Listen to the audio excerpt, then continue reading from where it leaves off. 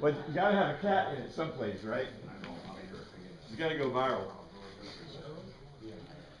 Okay. Now the really fun part comes around. Let's see these words. N-E-M-O-U. Animo. And you know, you can almost guess from this. Mo'u. The word itself is amnimos, but amnimos means literally from air. Wonder where that came from, right? In English, air, A-E-R. It means, this is the analog. This is very interesting because do you remember the other word that means to respire, to breathe unconsciously? The unconscious breath?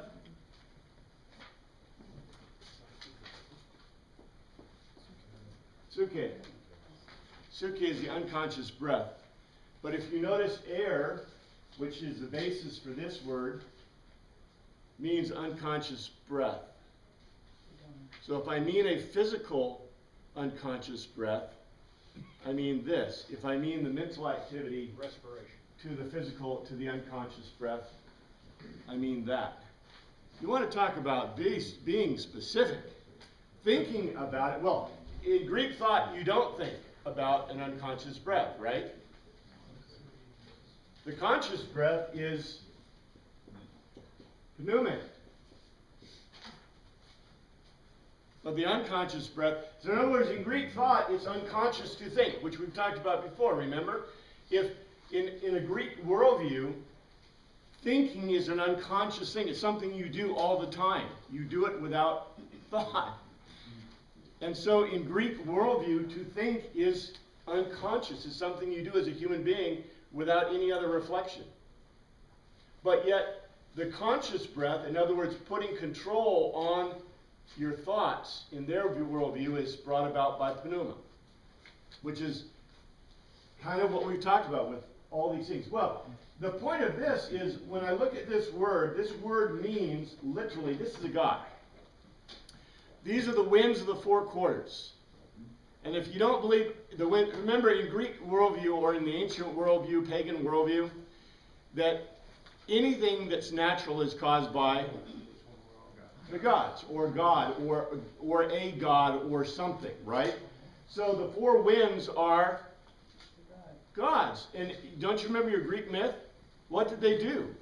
Well, you don't need to remember your Greek myth. Anybody seen Percy Jackson? The newest Percy Jackson? Right? And they what did they put in the thermos bottle? The winds. They put the winds. Now, it's really interesting they didn't personify them, which is odd, because they usually personify everything. In, modern, we personify everything because we're euphemistic. But the Greeks personified those things which were natural in the world. And so in Percy Jackson, they have the four winds in a thermos bottle. The four winds, however, in Greek thought are gods. And directly related to that is right here, L-A-I-L-A-S-P-S.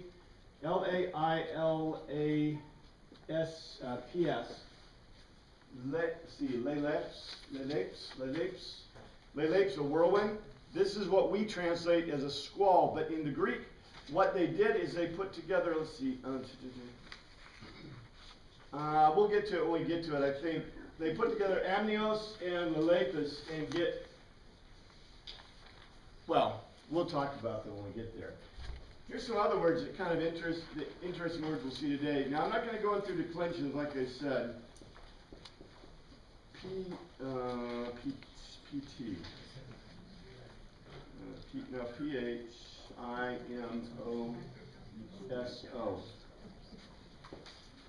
Phimos, to muzzle, muzzle. Anybody who knows German, right? Halt Maul. Anybody remember what Halt Maul means?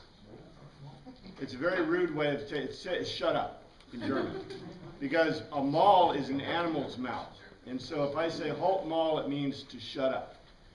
Shut your animal mouth. In other words, shut your horse's mouth. Literally.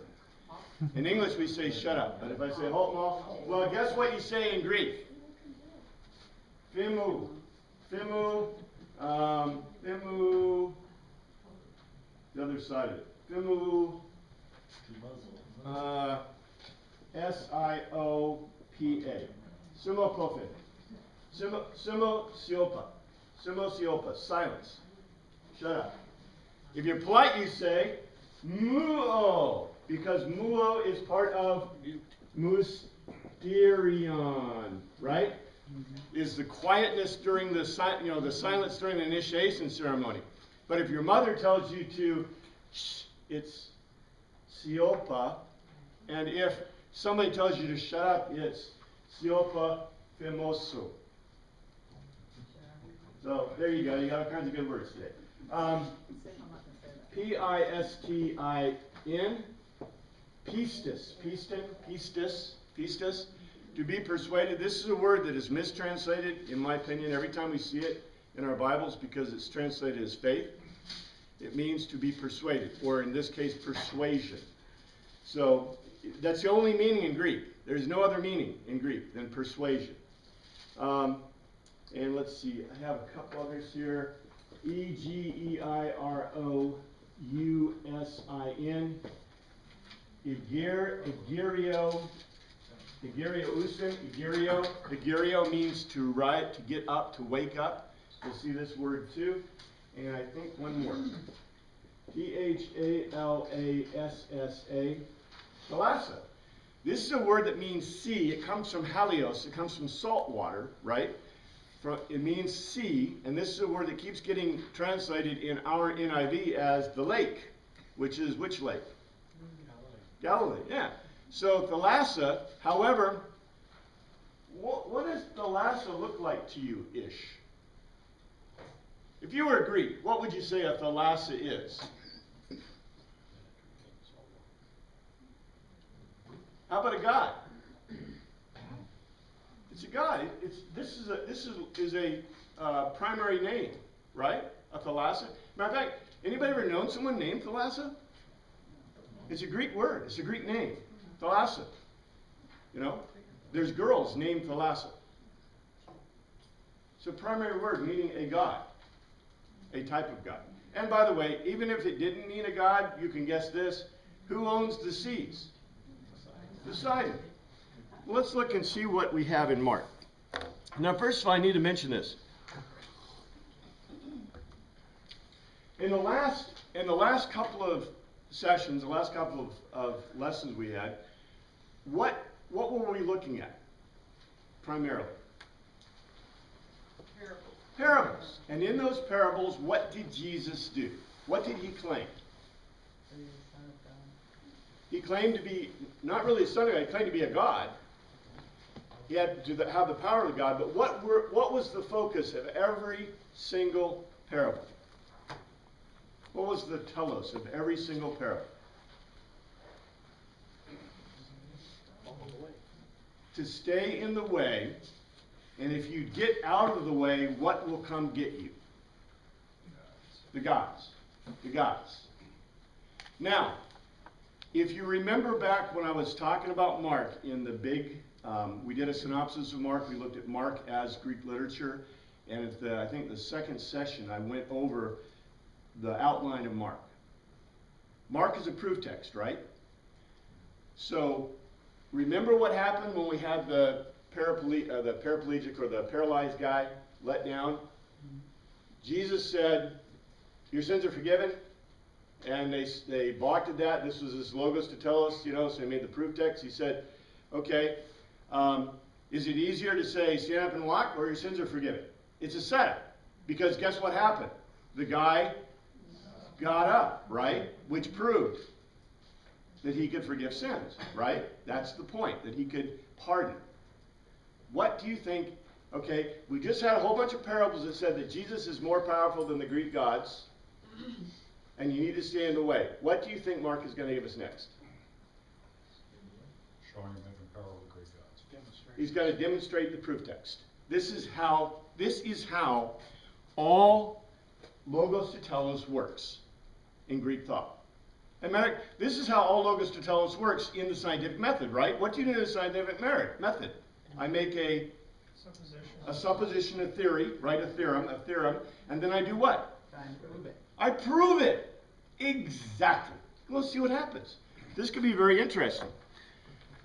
Might it be interesting, especially if we're looking at it within this proper context. Let me see, now I need to go find my, my mark. Okay, we are at 435. 435. That day the evening came, and he said to his disciples, that's added by the way, the disciples part, he said, let's go over to the other side of the lake. Now, it's very, very important that you understand what's on the other side of the lake. Nobody ever tells you what's on the other side of the lake. Here is the lake. Let's see. Here's the lake. Here's the river. Here is, the city that Herod built.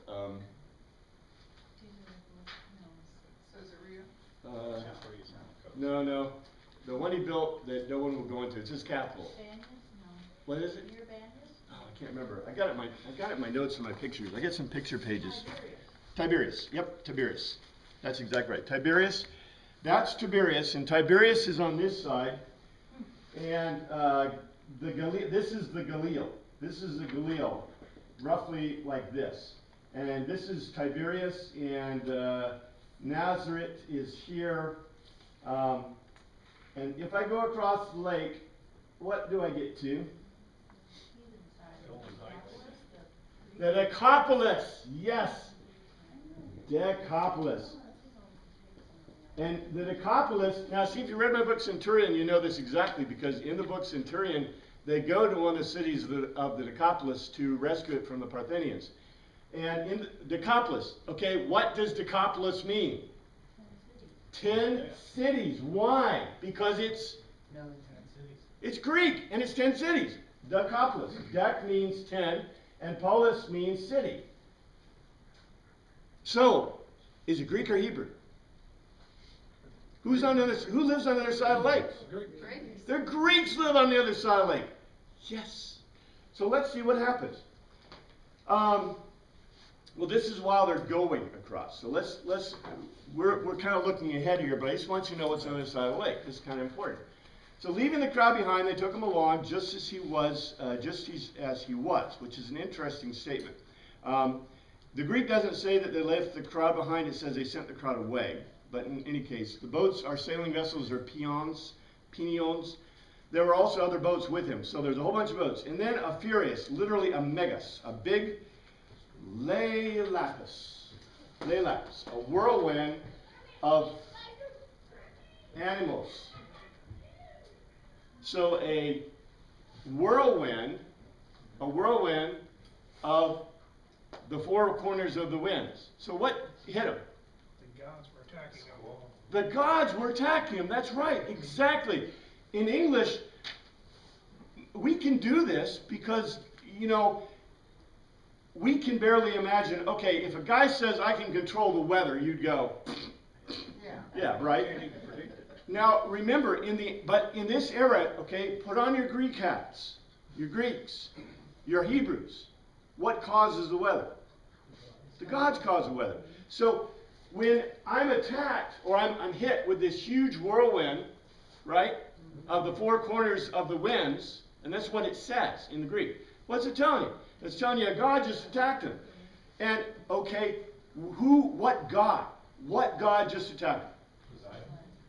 Thalas is a Greek. What is the god of the atmosphere and storms? Somebody just said it. Zeus. Z-E-U-S. Zeus. Zeus just attacked him. Okay? Now, look what happens though. Number one god. He's number one. It came up and it says the waves, the kuma, the billows, broke. Epibalo. What's really cool about this, I almost gave this to you as a word of the day, but I thought it'd be just kind of, it's repetitive, but epibalo. Epi means a direct or over, means over, and balo means throw. But parabolo, right? Parabolo, diabolo, right? This is another balo word. You can take a lot from this word, but this means to overthrow. So literally, epibalo, balo means to throw. So they broke over the boat, and you don't need that over in Greek. So that it was nearly swamped. Okay, so who else is attacking? Poseidon's attacking, exactly. So you got Zeus doing his four winds and the whirlwind, and you got Poseidon trying to take him down. This is pretty cool, huh? 38. Jesus was in the stern sleeping on a cushion. And literally, this is really cool because we miss the point in English. It's a proskephalion, which is a head cushion. We would say a pillow. But it's interesting because, you know, the reason that it makes this very specific is because what other cushions are there? Well, yeah, because people didn't have, there is no furniture. Remember this, there is no furniture, okay? When people recline, they many times reclined on the ground. When you sat on a cushion. This is a cushion for the head. So he's in the stern, sleeping on a head cushion.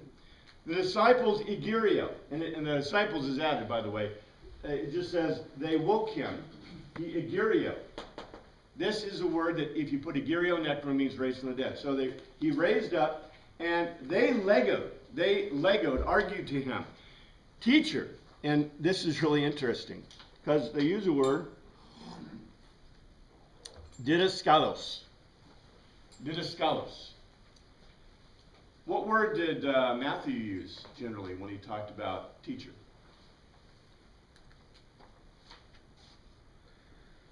Rabbi. But instead, they use didaskalos. Didaskalos is Greek for teacher. Remember? Didache, didaskalos. Okay. So he says, teacher. If you don't you care if we, and the word isn't drowned, it's apolumi. Why do you think they would use the word apolumi and that to be destroyed rather than to be drowned? Yep. Huh? They don't know whether Zeus is going to kill him or whether it's going to be Poseidon who kills him. Or Bingo. Because if Poseidon kills him, you're drowned for sure, right? But if Zeus gets you, you could be like his mother-in-law, right? With a fever or with, being, just wiped out. You'd be sucked up in the whirlwind, whatever, like, like the Wicked Witch of the West. So, I think it's very interesting that, number one, this is the first time I believe that they address him as teacher, number one, and that they use the Greek word. Because, usually if you're Hebrew, you'd use rabbi. In any case, and, just the context reminds us of the fact that this is the gods. They believe the gods are attacking Jesus. Or attacking them, right, for being around Jesus. Yeah. So let's see what he does. He got up. Digerio. He fully woke. Digerio. He fully woke. He got up. And rebuked. Literally, epitamano. He taxed upon the amnios. Literally, the winds is God. The amnios. And said to the thalassa, the sea is a god, hush. Phimo. Hush is, like I said, if your mother says, shh, that's sipoet. If I tell you to shut up, it's fimu. Fimus. So he basically told him, shut up. Now this is kind of interesting. Because our picture of Jesus stilling the water, stilling it, what do we say in English? We say, quiet, be still, right? And Jesus, what is he doing? He's ordering them. This is like, shut up, I want to sleep, right?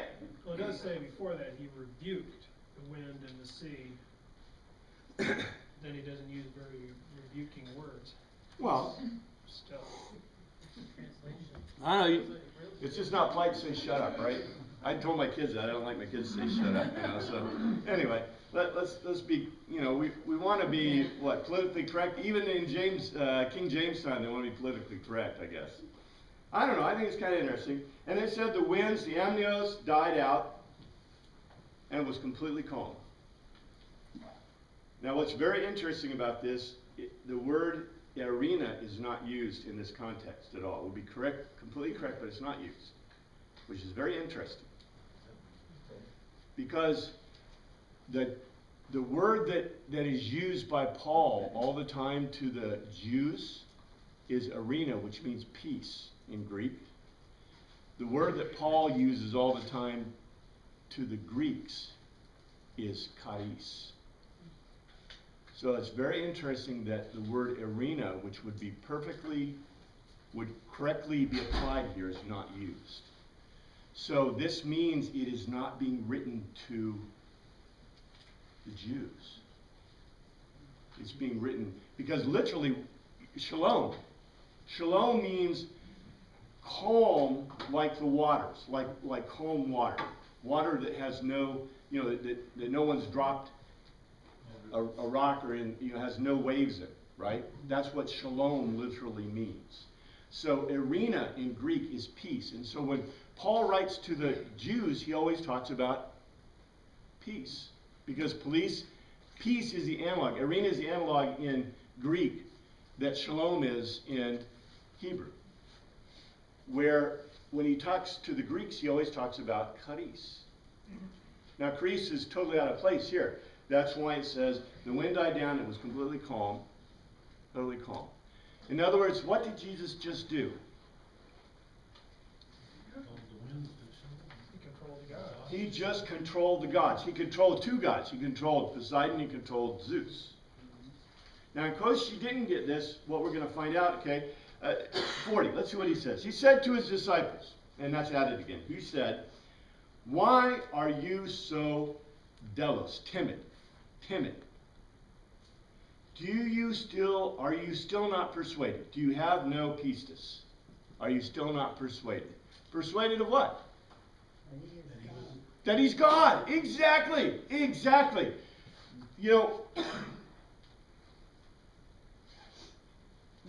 I really wish we would change. We would stop saying faith and we'd really put the Greek in this correct context.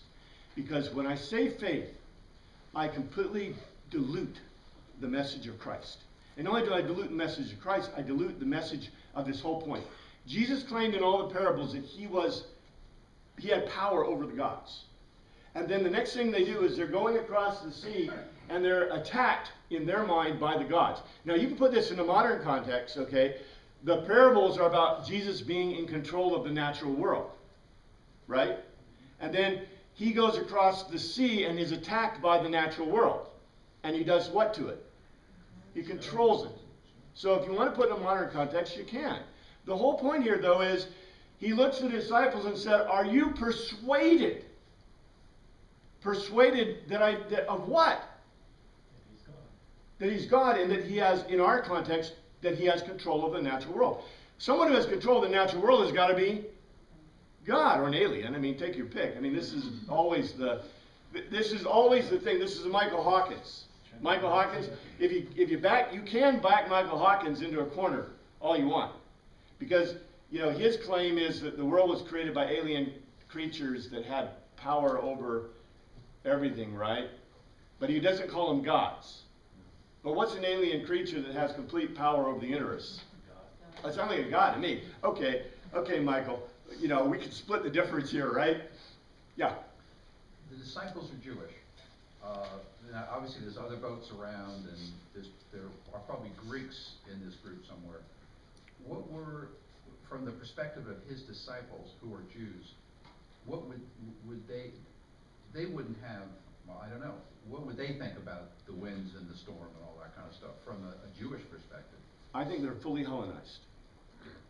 I think they are completely Hellenized. I think they're as Hellenized as we are Western civilizationized.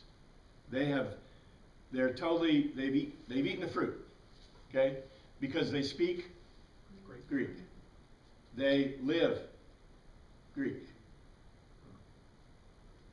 They live like Greeks. They recline to eat. You call them Hellenists? That is the correct word, yeah, for Hellenist Hellenist is another word too, to be Hellenized. They've been Hellenized since at least 200 BC, you know, and it runs deep. Now, they have not accepted, if you remember from the apocryphal period, they have not accepted the Greek gods per se. Well, well, see, I want you to understand this. Did Paul believe in other gods? No. Yes. Yes, He had to. Because not only in his writing is it very clear that he believed in other gods. Did the Hebrews believe in other gods? Yes, they did. Of course they did, because who is in control of places outside of Judea? Well, the other gods. You know, this is, we have this view that it's been built by 2,000 years of philosophy and theology and ideas. And that's cool. You can have your view, but that's not the way the rest of the world views things. And that's not the way the ancient world viewed things. The Jews believed that God had power over, well, specifically his area. It was always a question if he had power over other gods. That's the question, right? Because what do the prophets say? The prophets are ambivalent. The prophets would say, for example, that God is going to destroy this. And then when he did, that's a proof of what? That Jehovah had power over this point, right? But the question is always, does this God have power over other places? Now the claim, if we look at the overall claim in the Old Testament, what's the overall claim in the Old Testament? God does have power. Yeah, that Jehovah has power over all other gods. Which he had several showdowns, you know, with Baal, yeah, exactly. But even that, you know, the Baal account. But it could have been just when they moved in. I mean, when. Bingo. Yes, exactly. You know, is Baal a local god? Is Jehovah a local god? You have to demonstrate it first. Yeah, you have to demonstrate it first. And we claim, our claim, and this is, okay, we don't understand that we are in a cultural fight. And a cultural fight always means a religious fight. The secularists can have all they want, but the Islamists want to kill you. They'd love to kill you dead. And you know what? They'd like to make you Muslim. Do you want to make them Christians? Do you believe in truth? Well, why don't we hear about that? You know, in every prayer we should be praying not that the world has justice, peace, and social goodness, but rather they do what? They become Christians. Because we believe that if you're not a Christian, you have no hope. That's a theological idea, right? We're timid. This is what, yeah, we're timid. Have you been persuaded? Aren't you persuaded? See? You know, does anybody, you know, we should ask ourselves this question. This is the same question Jesus asked the disciples, or actually those who were with him. Are you so timid? Aren't you persuaded? Let's see what else he does. Anyway, they were phobos. They were phobos megas. Megas phobos. They were terrified. They were really afraid.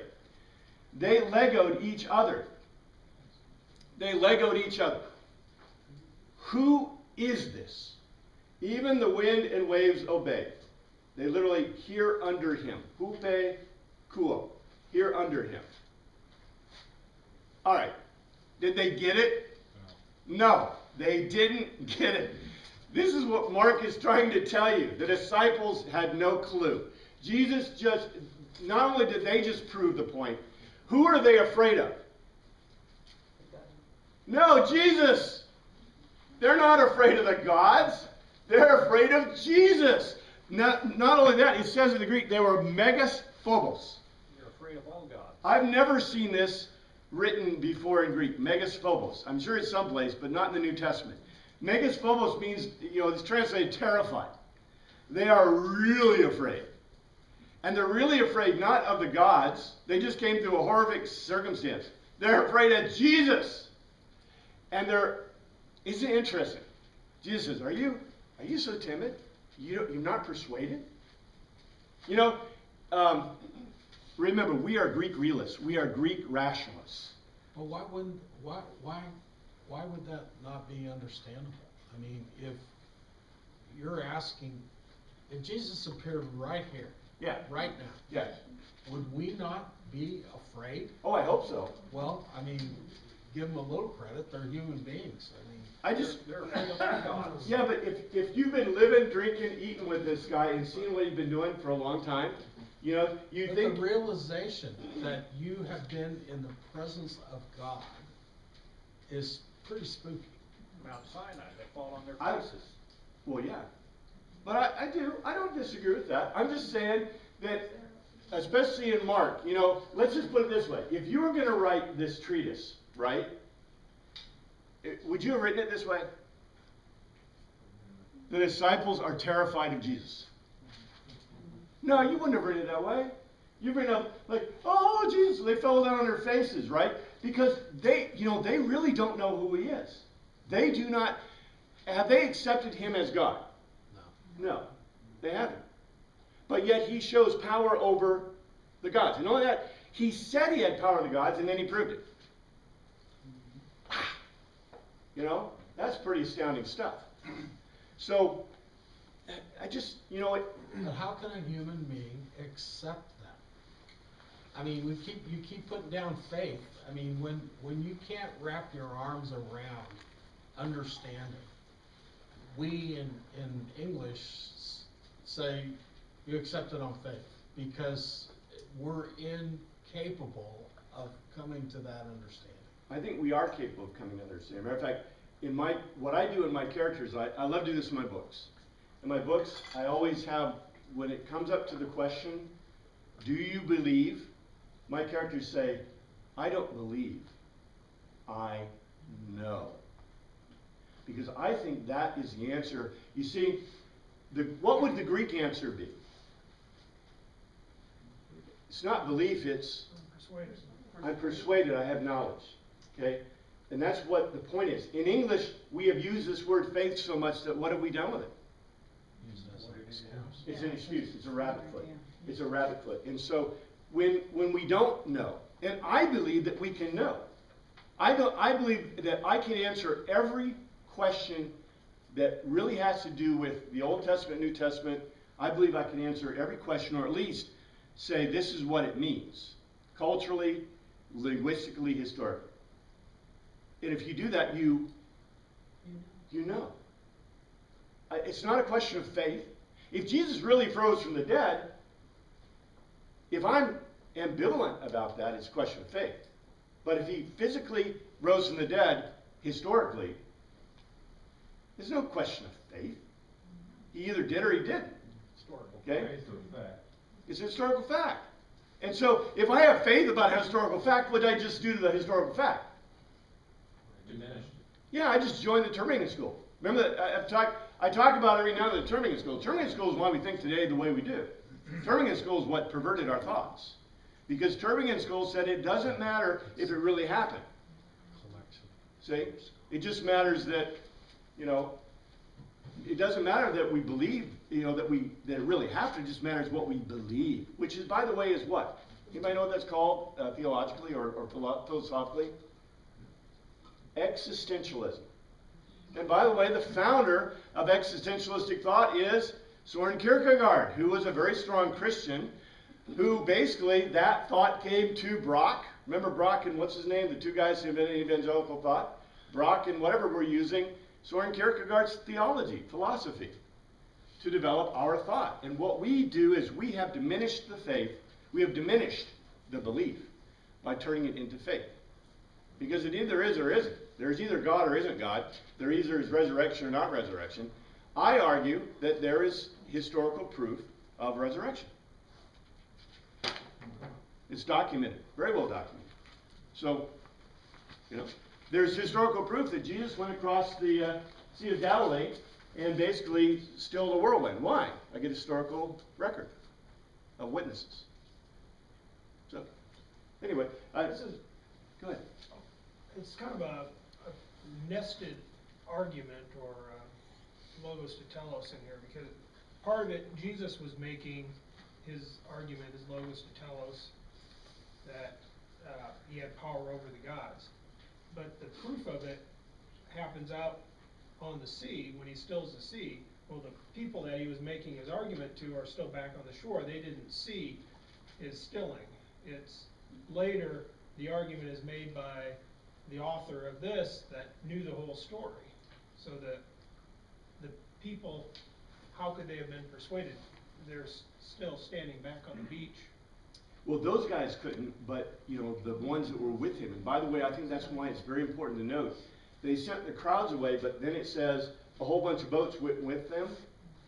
And, you know, we've added, but, you know, it wasn't just the disciples who were with him, it's a bunch of folks, right? He just happened to be in the boat with, I don't know if they're all 12 or how many. These are pretty big boats, I guess. You know, we don't know exactly how large they are, but they have to be. They're sailing boats. So they're not exactly small, right? So, you know, apparently they sent the crowd away, but what happened? A bunch followed them. Yeah. Well, I would even argue that, remember, who is Mark writing to? Probably Greeks and Romans. Let's see what happens. This is where I think it'll blow your mind. In chapter 5, we're in chapter 5. They went across the lake to the region of the Gerasenes. That's here. The reason it's important as the Gerasenes is because they are Greeks. We're no longer in Hebrew lands. We're out of the Galil. Okay? This is very, very important. When Jesus got out of the boat, a man with an evil, arkantos, unpurged spirit, pneuma, came from the Memnion. The Memnion. All right. This is very, very, very, very, very important. How did Hebrews bury people?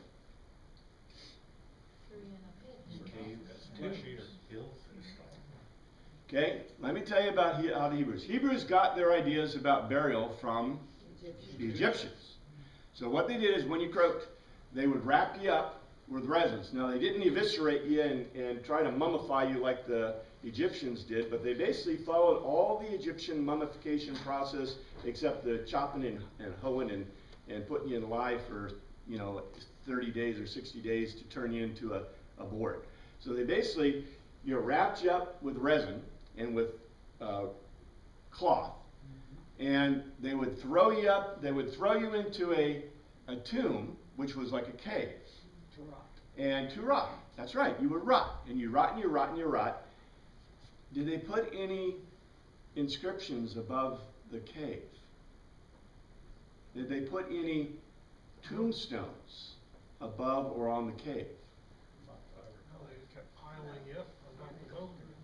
No, they didn't. Originally, Hebrew had problems because Hebrew was a language that was not meant to be chopped into rocks. Hebrew was a language that was meant to be pressed into clay. Even though it started from the Egyptian synaptic scripts, synaptic scripts were not meant to be chopped into rocks either. They were meant to be written with a brush. So Hebrew became written with a brush. Now, if I write something on stone with a brush, what happens to it? Wears off really quick. So they didn't cut anything. Who cut into tombstones? Well, let's finish this first. Then we'll get to the Greeks. Okay, so the Hebrews, what they would do is they would put you into the thing and let you rot. And after you rotted, after all you were bones, what would they do? Throw another body on top of it? No.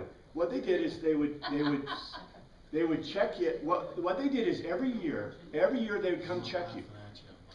Every year they'd open up the tomb and they'd come see how rotty you were.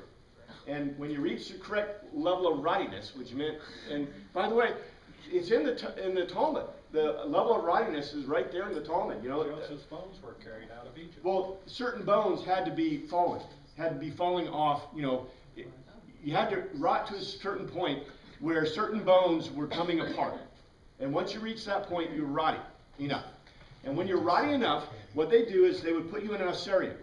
An ossuarium is a box that's carved on the outside, and it's usually made of ivory or stone, and they would carve things in it. But guess what they had problems carving? Hebrew. So there'd usually be pictures until later they were Hellenized, and then they'd put what? Greek. That's why the ossuariums they found recently have Yeshua in Greek, and they have Jacob and other things in Greek.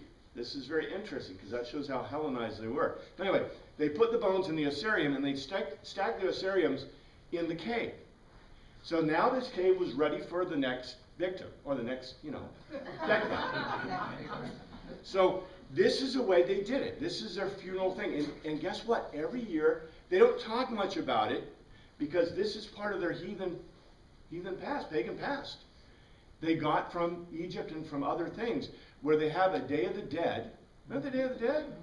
There's a Day of the Dead where they would check. Now they've kind of gotten out of it, but in this period, they're checking the bodies once a year to make sure. And guess what? After the bodies were put in the ossuariums, what did they do in the Day of the Dead? They give offerings to the dead. This is very common in these cultures. Okay? Now, what did the Greeks do? The way the Greeks did, if you read my book, The Second Mission, you can see what the Greeks did. The Greeks built a memorial stone, a tombstone. And on the tombstone, they would record All their deeds. and it was called a mimneon.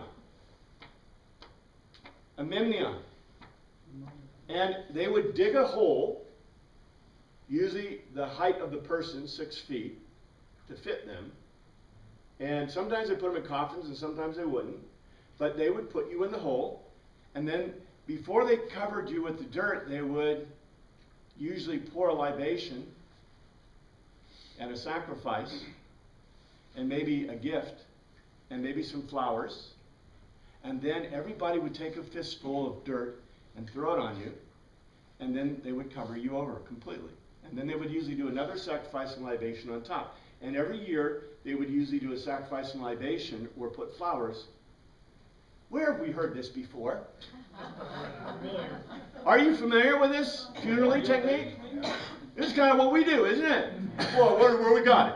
Holy smoke. We didn't get it from the Hebrews, did we? We go dance on their grave. The Greeks would have done that because they believed in celebrating. They didn't celebrate death, but they celebrated the person's life. And usually the first few days or week before they buried a person was the period of mourning. And then when they buried them, they had a celebration. Very different than the Hebrew. Hebrews did not do that at all. Okay? We get our funerary things from the Greeks. And by the way, so what kind of, if they came to Mimneon, that is tombstones, tombs marked with information, what kind of cemetery did they go to? It was a Greek cemetery, okay? So it was a Greek cemetery. Well, they're also didn't you say they're in Greek land anywhere, so why would there be anything other than a Greek cemetery? I just want to make sure you know. Oh, okay. Because when we're reading this, what does everybody think? It's a Hebrew cemetery, right? Now, what's important to note is when I build a Greek city, here's a Greek city, let's say with walls. Where do I put the cemetery? Outside, but the memorial's inside. I put the cemetery, no, the memorial's with the thing. I usually put it outside on the main entrance to the city, the main way to the city. Okay? If I'm Jerusalem, here's Jerusalem. Actually, Jerusalem kind of looks like a J, so that's about right. So, where do I put the cemeteries in Judaistic thinking? East side, rising of the sun. They put it in the east side. They hit it. That's where it is in Jerusalem. They put it away. No, it's not. It's not on the east side. The east side is Mount of Olives. The east side is Mount of Olives. No, right alongside Yeah, of it. between the Mount Olives and Between, it's right here. Full of. It's right there. I've walked through it. That's where it is. The supposed place where they buried Jesus was over here. I don't know if they told you, well, they told you different. If you look at my book, this is where we think it was. It's near Golgotha. But when they put stuff, when they put the... Well, the alternative is just throw the body over the wall. So Well- I'll do that. That's one alternative. Well, they did put it down in Gehenna. Gehenna is the thing. That's where all the poor people's bodies went, back in the Gehenna. But in any case... He was a bad boy. You All right. bury him with the Christians over here. All right. Not sacred ground. Are the tombs for Jerusalem, if you're going to Jerusalem down the main thoroughfare, are there tombs on either side of it? No. No. They're hidden away. In Urkalana. They're hidden away for two reasons. And by the way, are they inside the city or outside the city? And why are they outside the city? Disease. The city grew around them. No, uncleanliness. It's uncleanly. Remember, in Hebrew thought, now in Greek thought, is there a question of cleanliness and uncleanness by touching a dead body? No, because it's not their culture. Okay, that's why they put their memorial grounds, their cemeteries, on the going into the city, because they're memorializing. That's why we call it memorial stones. It's Memnon. We put it in the newspaper, they put it in stone. There you go. We put it in stone too. The point is that the Greeks were very proud of their dead, and they celebrated the death of their heroes, of their people. On the other hand, what did the Hebrews do? You hid them away. It was unclean. You were dirty. Matter of fact, your earthly remains were just, well, I don't think they would have thought that way. If you touch them, you're unclean. So there's something unclean about death in their minds. Yes? Isn't that why in the Samaritan story, the Levite and the priest wouldn't help the Samaritan because he might have been dead and then they'd have been unclean? He might have been dead, they would have been unclean, but he might have been Samaritan and they would have been unclean. So, yeah, you got, that is exactly correct. They were on their way to serving the temple, which they couldn't have done. That's right, because they would have been unclean until they waited a specific time and they had done the mikvah. They can do, the mikvah was what allowed them to become clean, yeah. So in modern times, in our towns and cities, Dodge City, they had the cemetery outside the city as well. Mm-hmm. You gotta put them somewhere. Any similarity between that? We are We Greek. did it? We are Greek Western civilization, okay? We can never forget that we're Greek Western civilization. Now, Greek civilization came about because of the mix in Hebrew and Greek cultures. That's where we get the culture we have today.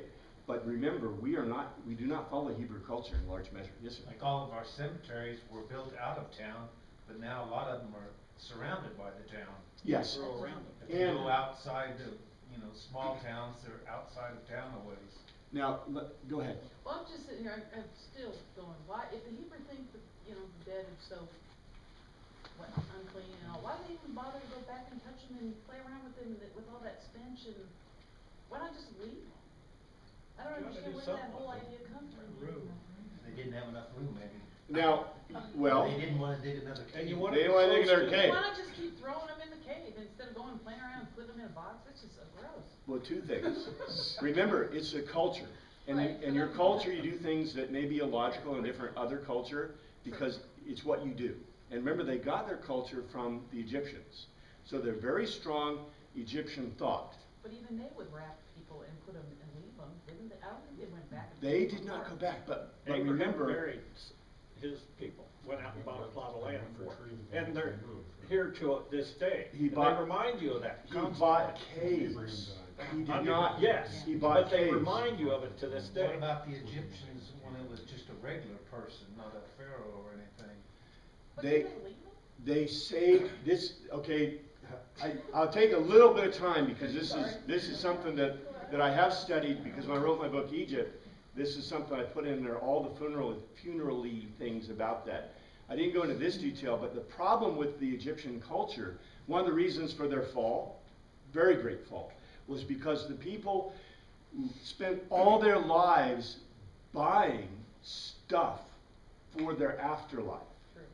So their they were saving money for their funeral expenses, so that when they died, they would get the treatment, the royal treatment. And so we found millions, literally, of mummies. A lot of these mummies were, if you remember back in the medieval period, they would, and even during the later periods, they would crush them up. People would eat them as a diuretic or as a medicine. Also using them for firewood. So, well, maybe in their own land, but not in Europe. In Europe, what they did is they were an expensive commodity, kind of like rhino horn, in the East. So, there were a lot. And people that couldn't afford it all, the slaves, whatever, I talk about in my books, but they would cut their stomachs and they would give them a minimalist kind of treatment. In other words, if you cut your stomachs, that way they wouldn't blow up. And, you know, it was very important in their culture to protect the organs, the proper, not the brain. The brain was not important, that was thrown away. But the rest of the organs, and the heart wasn't even considered very important either. It's the other parts, you know. But anyway, that's why the bowels were the most important part. Remember, the Hebrews believe, you know, Spectleon, they're big into the bowels. So, anyway, let me see. But the very important thing to note is that the tombs they went to, okay. Well, let's talk about this, okay. Jesus got out of the boat, and a man with an evil, unpurged spirit, pneuma, came from the tombs, the Memnion. So these are Greek tombs to meet him. So, nobody should be near this guy, right? Because he's unclean. No Jew should be near this guy. That's right, no Jew should be near this guy. So he's like an undertaker? No, he's Well, it says he's a crazy guy, but let's see what kind of crazy guy he is. This is what it says in 3. This man, catechesis, he down dwelt. He lived permanently, literally lived permanently in the Memnia, in the sepulchral monuments. So remember, in Greek, they buried you. So this guy is living among these sepulchres. Our imagination is he's in a Hebrew tomb, right? In a Hebrew cave. No, he's not. He's basically living out among the tombs of this. Oh, and I have to say this. Okay, the tombs. Okay, in English, where do you generally find a cemetery? Next to a church. Okay, what is next to every Greek cemetery? Temple. What temple?